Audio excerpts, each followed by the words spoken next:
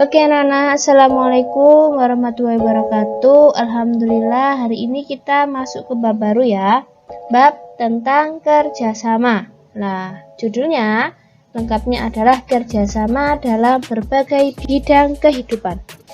Nah, oke anak, kalau kemarin kan sudah diberikan tugas tentang kerjasama ya, tentang pengetahuan kalian. Nah, sekarang Bu Siva dan Pak Fajar akan menjelaskan tentang kerjasama dalam berbagai bidang kehidupan. Kita langsung ke pokok bahasan yang pertama, yaitu tentang kerjasama dalam berbagai bidang kehidupan.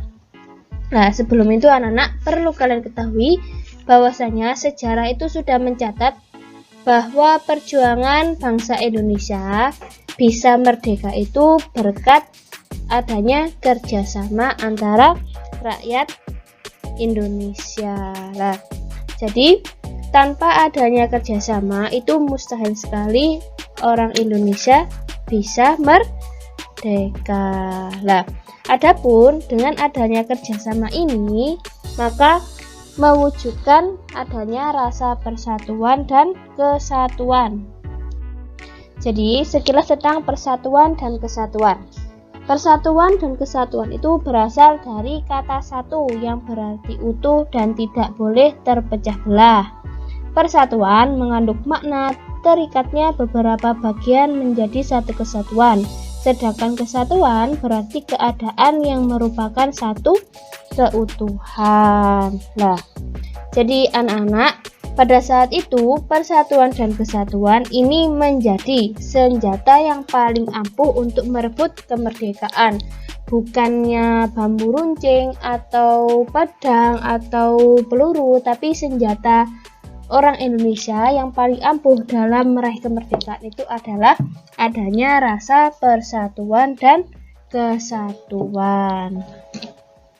Nah, adapun semangat kerjasama para pejuang dalam merebut kemerdekaan ini hendaknya mendorong kita, warga negara, untuk mengisi kemerdekaan dengan melakukan kerjasama di berbagai bidang kehidupan. Nah, kerjasama itu apa sih? Ya, kerjasama itu adalah suatu usaha yang dilakukan secara bersama antara perorangan atau kelompok yang bertujuan untuk mencapai tujuan bersama ya. Jadi kalau misalkan nih kalian di kelas kerjasama antara dua anak karena ada tugas kelompok, kan tujuannya sama, yaitu untuk menyelesaikan tugas gitu ya. Kemudian pada bab ini akan dibagi menjadi 4 bagian subbab yang akan kita pelajari, yaitu ya, pertama kerjasama dalam bidang kehidupan sosial politik, kemudian dalam bidang kehidupan ekonomi, kemudian dalam bidang kehidupan pertahanan dan keamanan negara, dan kemudian kerjasama antar umat beragama. Untuk bagian yang pertama dan kedua setelah ini akan dijelaskan oleh Bu Siva ini ya. Oke. Bidang yang pertama adalah kerjasama dalam bidang kehidupan sosial politik. Adapun landasan kehidupan sosial politik itu ada pada Pancasila, sila keempat. Prinsip sila keempat dari Pancasila ini adalah menegaskan bahwa bangsa Indonesia itu akan terus memelihara dan mengembangkan semangat bermusyawarah dalam perwakilan.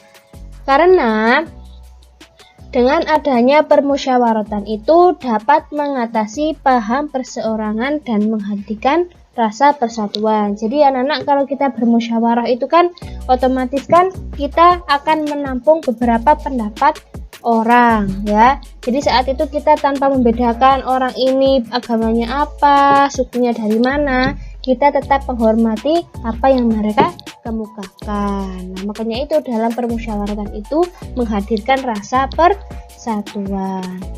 Adapun pangkal tolak pelaksanaan kehidupan sosial politik adalah dengan gotong royong yang tercermin dalam pengambilan keputusan secara mufakat.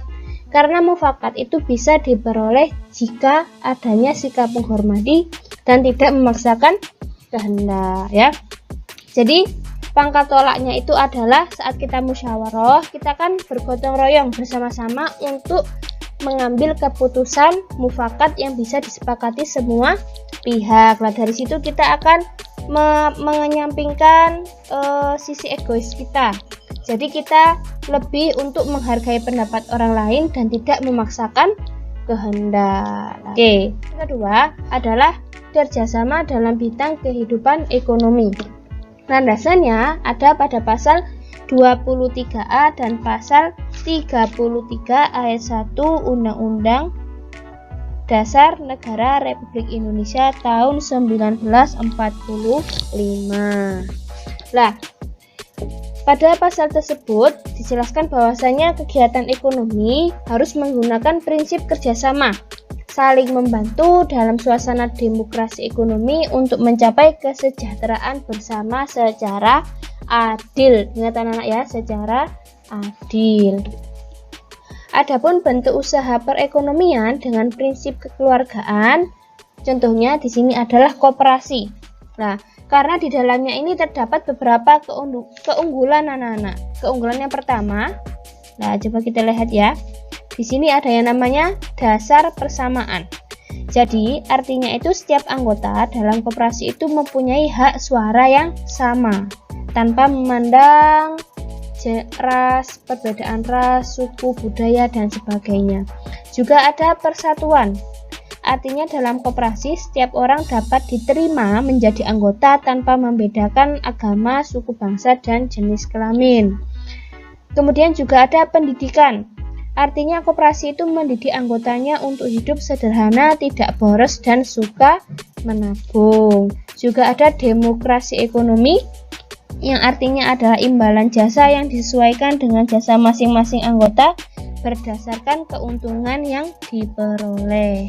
Juga ada demokrasi kooperatif, yang artinya koperasi itu dibentuk oleh para anggota, dijalankan oleh anggota, dan hasilnya juga untuk kepentingan anggota. Jadi di koperasi ini banyak keunggulannya, yang mana untuk mencapai kesejahteraan bersama secara adil. Adapun anak-anak, Bapak Koperasi Indonesia adalah Muhammad Hatta. Oke?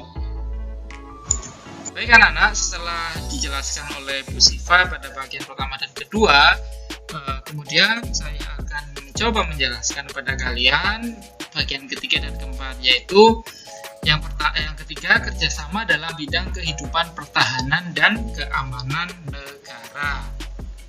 Nah, anak-anak, landasan kewajiban bela negara atau mempertahankan negara itu ada di pasal 30 ayat 1 dan pasal 27 ayat 3. Pasal 30 ayat 1 ditegaskan bahwa tiap-tiap warga negara berhak dan wajib ikut serta dalam usaha pertahanan dan keamanan negara.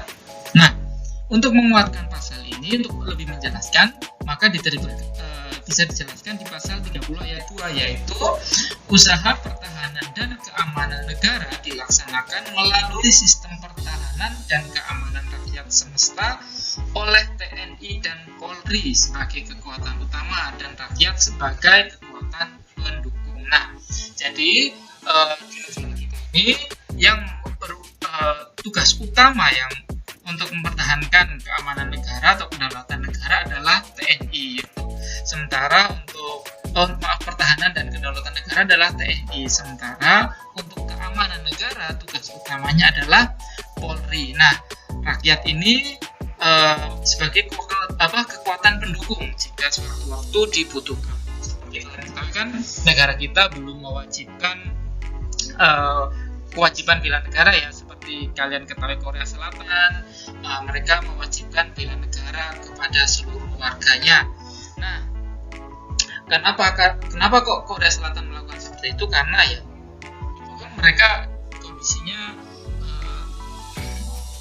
selalu bertikai dengan Korea Utara, sehingga mereka khawatir sewaktu-waktu tetangganya itu akan menyerbu atau menyerang mereka seperti itu. Nah, anak-anak, sementara pasal 27 ayat 3 berbunyi,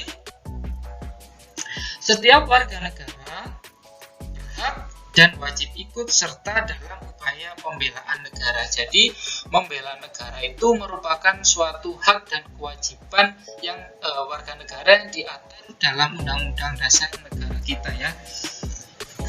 Nah, karena kita kan tahu negara kita alhamdulillah aman, tidak ada perang.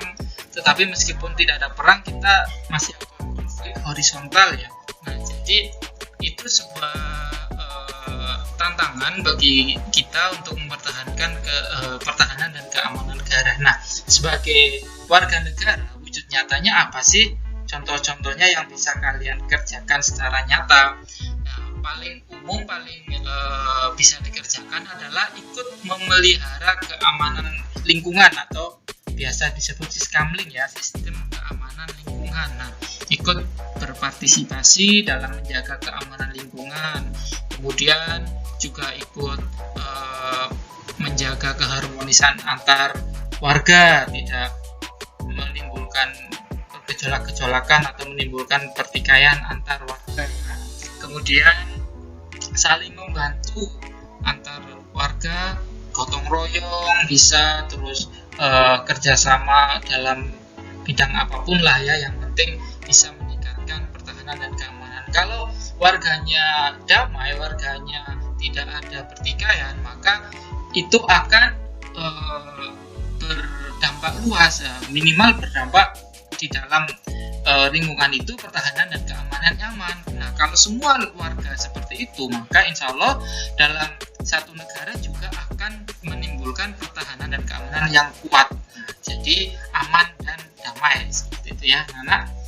Kemudian bagian keempat adalah kerjasama antar umat beragama. Anak-anak, kerjasama antar umat beragama di Indonesia dilandasi Pancasila ya, terutama sila ketuhanan yang Maha Esa dan pasal 29 Undang-Undang pasal 29 ayat 1. Nah, ayat 1 dan ayat 2. Anak-anak, untuk pasal 29 ayat 1 dan pasal 29 ayat 2 ya. Pasal 29 ayat 1 berbunyi, negara berdasar atas ketuhanan yang Maha Esa. Nah, ayat ini menyatakan bahwa bangsa Indonesia berdasar atas kepercayaan dan keyakinan terhadap Tuhan. Jadi saya jelaskan lagi ya, mengulang yang dulu, mengingatkan kembali ya, bahwa negara Indonesia itu tidak mengenal adanya ateis, tidak mengenal adanya tidak beragama atau ateis ya. Jadi orang yang berpaham ateis itu sebenarnya dilarang di Indonesia ya, meskipun itu hak asasi, tetapi dalam pasal 29 ayat 1 disebutkan bahwa negara berdasar atas ketuhanan yang Maha Esa. Oke. Kemudian pasal 29 ayat 2 menyatakan negara menjamin kemerdekaan tiap-tiap penduduk untuk memeluk agamanya masing-masing dan untuk beribadat menurut agamanya dan kepercayaan itu. Nah, anak-anak, dalam ayat ini negara memberi kebebasan kepada setiap warga negara untuk memeluk salah satu agama dan menjalankan ibadah menurut kepercayaan serta keyakinannya yang dianut tersebut. Nah, agama itu kan merupakan salah satu hak asasi ya, hak asasi yang paling asasi. Nah, karena hak ini merupakan hak pemberian dari Tuhan yang hak pemberian langsung dari Tuhan yang tidak bisa diganggu gugat oleh atau dipaksakan oleh siapapun, termasuk negara, golongan atau apapun. Ya kan? Nah, anak-anak, kehidupan beragama dan kepercayaan terhadap Tuhan ini semakin berkembang, sehingga kalau ini terbina secara baik, maka kehidupan yang rukun, kerjasama antara sesama umat beragama ataupun antar umat beragama itu akan berjalan sesuai dengan baik. Nah, maka dari situ masing-masing pemeluk agama itu seyogianya menjalankan perintah agamanya masing-masing dengan baik dan benar. Oke, anak-anak. Nah, di sini wujud nyata kerjasama antar umat beragama atau antar umat beragama ya, antar umat seagama, insya Allah sudah paham lah. Antar umat beragama antara lain yang pertama yaitu toleransi hidup beragama, kepercayaan dan keyakinan masing-masing, menghormati sedang melaksanakan ibadah. Nah, seperti kalian nih, kalau ada tetangga kalian misalkan merayakan Natal, kalian tidak boleh ramai atau tidak boleh tiba-tiba kalian menyalakan petasan di samping rumahnya, seperti itu ya. Kemudian bekerja sama dan tolong menolong tanpa membeda-bedakan agama. Nah, misalkan tetangga kalian ada yang beragama Nasrani atau agama Buddha atau apapun, misalkan ada sedang misalkan ada membuat hajatan atau misalkan pernikahan gitu, nah kalian boleh membantu misalkan ikut memasang terop atau apapun gitu ya. Kemudian tidak memaksakan agama dan kepercayaan kepada orang lain. Nah, kita itu tidak boleh memaksakan kepercayaan kita atau agama kita kepada orang lain yang tidak seagama dengan kita. Sebagaimana kan kita juga sudah diatur dalam surat Al-Kafirun itu ya, tidak boleh memaksakan agamanya masing-masing.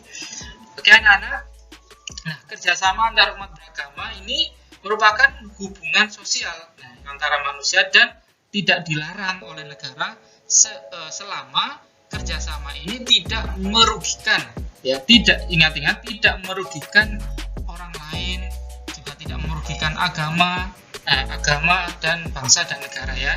Nah seperti itu. Nah anak-anak, kerjasama di antara umat beragama ini penting nggak sih? Nah ini merupakan hal yang sangat penting. Kenapa? Dengan kerjasama yang erat, maka kehidupan dalam masyarakat akan menjadi aman, tentram, masyarakat tertib dan damai, gitu ya. Nah untuk meningkatkan kerjasama antar umat beragama, hal-hal yang bisa dikerjakan atau hal-hal yang bisa dilakukan antara lain, satu, pertama, misalkan contohnya ya, adanya dialog antar pemimpin agama. Ini saling berdialog, membahas masalah-masalah apa, isu-isu apa yang berkembang di antara umat beragama sehingga saling menyelesaikan isu-isu tersebut. Kemudian adanya kesepakatan di antara pemimpin agama untuk membina agamanya masing-masing. Nah, pemimpin agama ini masing-masing berkomitmen untuk membina pemeluk agamanya untuk menjalankan ajaran agamanya dengan baik dan benar. Kemudian saling memberikan bantuan bila terkena musibah bencana alam. Ini sudah pasti ya, saling memberi, saling mengasihi tanpa memandang suku, agama dan perbedaan yang lain. Baik anak-anak, untuk materi kali ini sudah selesai. Untuk materi selanjutnya kita akan pelajari di pekan berikutnya. Semoga apa yang kita pelajari hari ini dapat bermanfaat, kemudian dapat kita aplikasikan dalam kehidupan kita sehingga memberikan nilai lebih untuk kita. Terima kasih anak-anak atas perhatiannya. Wassalamualaikum warahmatullahi wabarakatuh.